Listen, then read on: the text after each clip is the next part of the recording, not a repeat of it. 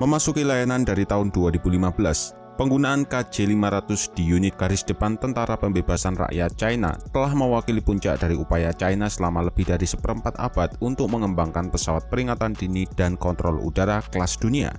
Platform ini memang telah menjadi aset bernilai tinggi setelah membuktikan kemampuannya selama Perang Teluk pada tahun 1991 oleh armada E-3 Sentry milik Angkatan Udara Amerika. Hingga akhir tahun 1980-an dan bahkan hingga awal tahun 1990-an, Angkatan Udara Tentara Pembebasan Rakyat China sebenarnya masih mengandalkan keunggulan dalam hal jumlah, tapi sekitar 3.000 pesawat tempur yang dioperasikan sebagian besar sudah ketinggalan zaman dan tertinggal jauh dari Amerika dan NATO dalam hal teknologi dan kemampuan. Beberapa upaya menuju perbaikan dalam armada tempur udaranya sebenarnya telah dimulai oleh China selama tahun 1970-an, tetapi baru benar-benar mulai berubah selama pertengahan tahun 1980-an ketika terjadi periode singkat hubungan baik antara China dengan Barat. Ini pada akhirnya memberikan akses ke peralatan Barat modern dan memberikan wawasan tentang cara yang sama sekali berbeda dalam perang udara, utamanya dalam hal pesawat peringatan dini dan kontrol udara.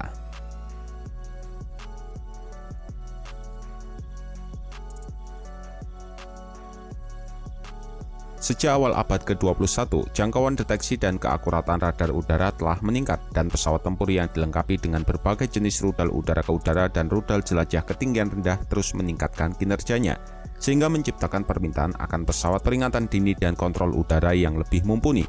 Untuk mengatasi masalah tersebut, China lantas mulai mengembangkan pesawat peringatan dini dan kontrol udara ketiganya yaitu KJ-500.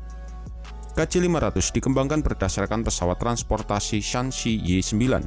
Ini adalah pesawat angkut militer menengah yang diproduksi oleh perusahaan pesawat Shaanxi China, di mana ia adalah pengembangan yang diperluas dan ditingkatkan dari Shaanxi Y-8. Y-9 sendiri memiliki biaya perawatan serta biaya operasional yang relatif rendah dibandingkan dengan badan pesawat Il-76 Rusia yang berukuran lebih besar jika digunakan sebagai dasar untuk pengembangan KJ-500. Y-9 mengintegrasikan 4 mesin turboprop FWC-6C berdaya 5.100 tenaga kuda dengan baling-baling berbilah 6 dan memiliki daya tahan yang tentunya lebih tinggi daripada pesawat jet seperti milik Il-76, sehingga ideal untuk terbang berkeliaran seperti yang sering dilakukan oleh pesawat peringatan dini dan kontrol udara. Penggunaan badan pesawat Y-9 juga memberikan cara inovatif untuk mencapai biaya operasional yang rendah dan tingkat ketersediaan yang tinggi, di mana pesawat peringatan dini dan kontrol udara E-3 milik Angkatan Udara Amerika dan A-50 milik Angkatan Udara Rusia yang menggunakan pesawat bertenaga jet tentunya lebih berat dan keduanya memiliki tingkat ketersediaan yang lebih rendah dan masalah pemeliharaan yang lebih intensif.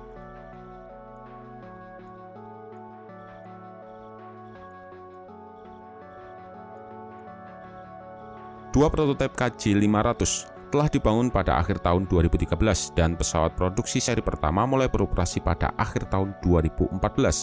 Kepuasan dengan KJ-500 juga dapat dilihat dari jumlahnya yang jauh lebih besar dibandingkan dengan pesawat sejenis sebelumnya. Diperkirakan ada sebanyak 17 unit KJ-500 yang dikerahkan pada awal tahun 2018, bandingkan dengan KJ-2000 yang hanya dibuat 4 unit saja dan KJ-2000 sekitar 12 unit. Produksi KJ-500 pun terus diperluas hingga pada tahun 2022. Setidaknya sudah ada 28 unit KJ-500 yang diterjunkan. Ini menjadikannya sebagai pesawat peringatan dini dan kontrol udara yang paling banyak diterjunkan di luar militer Amerika.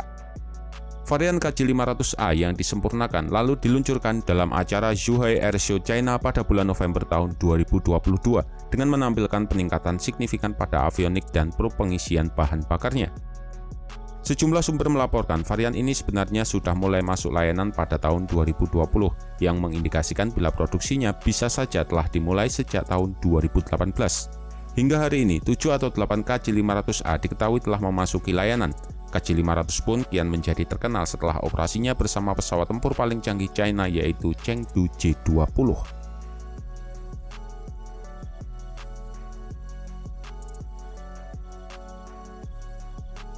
Hadirnya KJ-500 membuat China menjadi satu-satunya musuh potensial Amerika dalam kemampuan pesawat peringatan dini dan kontrol udara.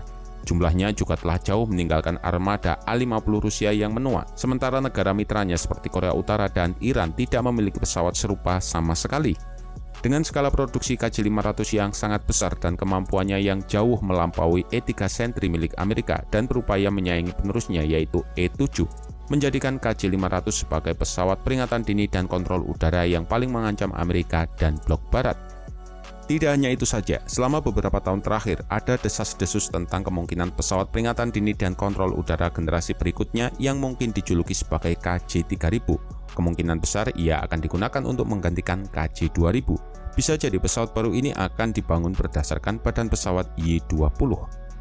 Mungkin KJ-300 akan digunakan untuk bekerja sama dengan kapal selam rudal balistik Angkatan Laut China, seperti halnya E-6B Mercury milik Angkatan Laut Amerika. Apapun yang terjadi di masa depan, pesawat peringatan dini dan kontrol udara jelas memiliki tempat spesial bagi militer China.